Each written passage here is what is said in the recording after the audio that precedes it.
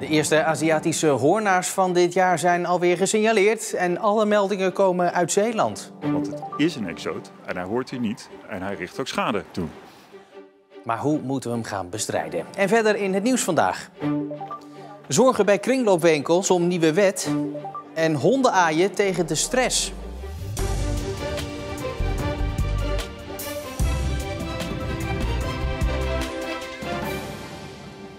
Goedenavond. Opsporen en doodmaken. Dat is de oproep van de Nederlandse Bijenhoudersvereniging als het gaat om de Aziatische hoornaar. De wesp is dit jaar alweer een flink aantal keer in Zeeland gesignaleerd. En dat is slecht nieuws voor imkers. De Aziatische hoornaar is namelijk dol op bijen. Dit is hem, de Aziatische hoornaar. Groter dan een wesp en een echte vleeseter. Maar in tegenstelling tot de Europese hoornaar hoort deze Aziatische soort hier niet. Het is een invasieve exoot. Het lijkt erop dat ze ook in Zeeland niet meer weg te denken zijn. En dan is de vraag, wat ga je doen? Bestrijden of leer je er mee leven? Ze doen het goed hier. Paniek. Ja, dat hoor je dan altijd gelijk. Hè? Dan is het, oh jee, paniek, we moeten er iets aan gaan doen. Nou is natuurlijk de provincie aan zet, maar je ziet dus steeds meer initiatieven ontstaan van mensen die zeggen, dan gaan we het zelf maar doen. Persoonlijk ben ik niet zo heel erg blij met die paniek, want wat je namelijk ziet als effect is dat er ineens is alles een Aziatische hoornaar. Alles lijkt erop en alles moet ineens dood. Ze zijn wel vervelend voor jullie, de imkers. Het is lastig. Zeker weet ik verhalen uit Zuid-Frankrijk, Spanje, waar ze het nog beter doen dan in Nederland. Waar imkers echt gewoon met hun handen in het haar zitten. Ik denk dat het zo'n vaart hier niet zal lopen, omdat we een beetje tegen die noordelijke grens aan zitten. Maar het is hinderlijk en als imker zul je daar je bewust van moeten zijn. En misschien eens wat vaker kijken of het wel goed gaat met ze nog. Morgenavond dan komen de Zeeuwse leden van de Nederlandse Bijenhoudersvereniging bij elkaar in Terneuzen. En daar zullen de Zeeuwse imkers dan ook worden opgeroepen om de koninginnen van de Aziatische hoornaar te gaan vangen. De 33-jarige verdachte van de schietpartij in Vlissingen zondagavond zit nog steeds vast. De vrouw uit Vlissingen is aangehouden op verdenking van poging tot doodslag. Afgelopen zondagavond meldden meerdere mensen dat er rond de Vincent van Goghlaan werd geschoten. Toen de politie daar aankwam was daar niets meer van te zien, maar lagen er wel kogelhulzen op straat. Dezelfde avond nog is de verdachte aangehouden. De gemeente Terneuzen noemt zichzelf vanaf nu regenbooggemeente. Dat betekent dat ze zich gaan inzetten voor de veiligheid, acceptatie en emancipatie van LHBTIQ+-personen. Goes en Middelburg zijn ook al zo'n regenbooggemeente. Er is onrust onder eigenaren van kringloopwinkels. Binnenkort debatteert de Tweede Kamer over het aannemen van een wet die witwassen en heling verder moet beperken. Voor kringloopwinkels zou dat kunnen betekenen dat ze het gros van de spullen moeten registreren. Onbegonnen werk, zeggen ze. Wij maken een doos open en we kijken inderdaad wat erin zit. En zoals het nu ervoor staat, moeten we deze spullen die ik hier nou neerzet gaan registreren. En ik denk echt dat iemand dat bedacht heeft achter zijn bureautje. Dat gaan we eens doen om heling tegen te gaan. Dat snap ik heel erg goed, maar dat gebeurt niet hier. Een dief brengt niet een schilderij die hij gejat heeft bij mij, zodat ik het kan verkopen. Hij krijgt er geen geld voor. Is dit een ding waar ik mijn fruit in kan doen en een smoothie van kan maken? Dit is een soort blender. In Sint-Anneland runt Marijke van Dijken ruim 3 jaar haar kringloopwinkel Tweede Kans Stalland. Ze merkt dat kringloopwinkels aan populariteit winnen. De mensen die zien ook gewoon in dat duurzaamheid heel belangrijk is. Dat weggooien zonde is en dat gewoon heel veel artikelen een tweede leven verdienen. Vroeger was kringloop echt wel een beetje voor mensen die een kleine beurs hadden. Maar nu zie je ook echt dat mensen het een hobby vinden om gewoon te snuffelen in winkels. En ja, ze vinden altijd wel van alles. De winkel draait voornamelijk op vrijwilligers. En die kunnen het extra werk dat de registratieplicht met zich mee zou brengen er niet bij hebben. Ik ben dolblij met een heel mooi team die we hebben. En zonder hen ben ik nergens. Maar als ze dit zouden moeten doen, dan haken ze af. En dan kan ik straks misschien wel in het ergste geval de winkel sluiten. Op dit moment geldt er al een registratieplicht voor de inkoop van tweedehands spullen. Dus als er geld voor wordt betaald. Maar of daarop wordt gecontroleerd is per gemeente verschillend. De Tweede Kamer praat binnenkort over een wijziging in de witwaswet. Die nieuwe wet kan ervoor zorgen dat ook kringloopwinkels van de spullen die ze vaak gratis krijgen moeten vastleggen wat het is en van wie het komt. Het gaat dan om spullen als elektronica, sieraden en schilderijen. En we zijn bezig in het land om duurzaamheid, staat hoog in het vaandel. Dat vinden wij ook heel belangrijk. Maar als deze wet aangenomen wordt, ja, dan ben ik heel erg bang dat we dat niet kunnen volhouden. En dat je er zelfs de deuren moet sluiten. Dat is het laatste wat we willen. Branchevereniging Kringloop Nederland is niet blij met de mogelijk nieuwe regels. Ze hebben aan het ministerie van Justitie en Veiligheid gevraagd of ruilwinkels, kringloopwinkels en weggeefwinkels buitenschot kunnen blijven. Alle kringloopwinkels vrijstellen lijkt niet haalbaar. Het ministerie heeft wel gezegd te kijken of leden van de branchevereniging uitgezonderd kunnen worden, omdat die winkels al regelmatig worden gecontroleerd.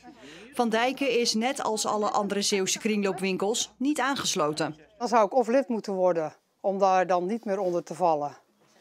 Want registreren, dat is het laatste wat ik natuurlijk wil. Ja hoor, kijk, dan bent u er. 12. Dank u wel. De Tweede Kamer praat op 17 april over de nieuwe wet. Als die er dan doorkomt, is het aan gemeenten om te controleren op die registratieplicht. Of Zeeuwse gemeenten dat ook gaan doen, is nog niet duidelijk. Liever geen justitieel complex in Vlissingen, maar een tunnel onder het kanaal door Walcheren. De Vlissingse politieke partij POV heeft een oud plan weer uit de mottenballen gehaald. Volgens de partij staan er dagelijks files voor de bruggen. Het is een oud plan, maar er is een onderzoek geweest waaruit blijkt dat het nu technisch mogelijk is. Dus vinden wij een goed moment om daar nu ook over te beginnen. En pak dan geld uit de compensatiepot van de marinierskazerne. Pak daar geld uit, vergeet die EBI even en ga dat ding daarmee aanleggen. De gevangenis met rechtbank, de EBI, is een project dat kampt met veel vertraging. Andere partijen in de Vlissingse Raad hebben nog niet op het voorstel gereageerd. Op manege de Scheldestad in Vlissingen wordt voorlopig geen les gegeven. Begin vorige maand brak er een virus uit. 25 van de 35 paarden werden ziek en 1 is zelfs overleden. Het virus is erg besmettelijk. Als ik aan het ene paard heb gezeten met mijn handen en ik heb over zijn neus geaaid en ik heb wat vocht meegenomen en ik zit daarna aan het andere paard, dan geef je het ook al over. Er werd eerst gedacht aan het rhinovirus, maar dat blijkt het niet te zijn. De ene heeft alleen maar 1-2 dagen koorts gehad. De ander heeft er wat langer over gedaan. En bij sommigen, ja, die moeten nu echt nog aansterken. De manege wacht nog op de uitslag van een bloedtest en denkt ondertussen na over het preventief vaccineren van de paarden. En over 1,5 week hoopt de manege de deuren weer te kunnen openen, zolang er zich geen nieuwe besmettingen voordoen. Stress en spanning. Uit alle onderzoeken blijkt dat jongeren daar steeds meer onder gebukt gaan. De University College Roosevelt in Middelburg heeft daarom een speciaal programma opgezet met activiteiten voor de psychische ondersteuning van studenten. Voor de meesten is dit hun favoriete uurtje van de maand. Dan komen er 4 honden langs om mee te spelen en te aaien. Ik hou van dieren en dit is gewoon leuk. Dan kan je met je vrienden hier naartoe gaan en alle honden vinden het ook superleuk. Is het nodig, zo'n momentje van ontspanning? Ja, ik denk dat dat wel heel belangrijk is. Zeker gewoon tijdens deze drukke periodes die we nu hebben. Voor alle studenten eigenlijk. Dus ja, heel fijn. It's calming and nice. Midden in de examenperiode, wanneer de werkdruk het kookpunt nadert, komen desondanks een 50-tal studenten naar het Common House voor het knuffelen met honden. We're always confronted with a lot of work and stuff, and we don't necessarily take the time to ourselves to take breaks. En zeker als je dan met z'n allen bij elkaar kan komen om te zien dat er ook andere mensen hier die stress van hebben. Maar ja, dat het toch fijn is om dat er gewoon even voor ook maar een half uurtje, een uurtje gewoon even te laten gaan. Ik vind het geweldig. Ik vind het altijd superleuk om te zien hoe onze studenten genieten van zoiets simpels als het knuffelen even met een hond en even afleiding hebben van het academische leven hier. Is dat belangrijk? Ja, is superbelangrijk. Onze studenten zitten in een vrij high-pressure environment. Ze hebben een hele hoge werkdruk. In een korte tijd moeten ze veel doen hier. En dan is het heel belangrijk dat er dingen georganiseerd worden waardoor ze heel eventjes een half uurtje uit het academische hoofd komen. I think it helps me a lot. Yeah. Why? Because we're always studying and stuff, and petting dogs is not a thing we do often here, so it kind of brings us home and grinds us. I really like dogs. I also have a dog at home, so it really it's one of the very nice distractions. Do you miss your dog? Yeah, of course. Hoor je dat van je medestudenten, dat ze hun huisdieren zo missen? Ja, echt vaak. Ze zijn echt zo, oh, ik mis mijn hond of mijn kat. De honden zijn van docenten van de UCR. Hoe vinden die hondjes het hier in die drukte? Ja, ze vinden het echt geweldig. De sfeer is gewoon heel erg fijn, omdat de studenten die vinden het fijn om te knuffelen. En die kleine, ik heb nog een Franse bulldog en die houdt ook heel erg van de aandacht. Als neurowetenschapper kent ze het effect van honden. Ze maken je aan het lachen, ze maken je blij. Aaien is ook bewezen dat dat je kalmeert. Dus zowel voor de honden als voor mensen is het iets ontspannends. Veel studenten kampen met stress of hebben moeite met sociale contacten, merkt maatschappelijk werker Jessie Hillebrand. Corona heeft de invloed gehad en sowieso is het leven vaak te druk. Balans in je leven, well-being, dus nadenken over van hé, waar zit die balans voor mij? Dat is iets wat je op die leeftijd vaak nog helemaal niet gedaan hebt. Dingen zijn zoals ze zijn en je doet wat je moet doen.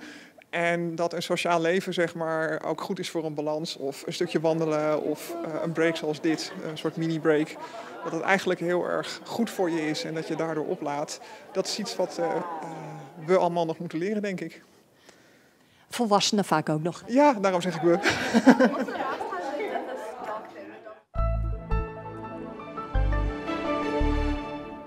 Het woei best behoorlijk, maar er was ook veel zon vandaag en daardoor zag het er buiten werkelijk prachtig uit. Morgen dan zijn er opnieuw opklaringen, maar wel minder dan vandaag, want dan is er ook kans op een lokale regen- of onweersbui.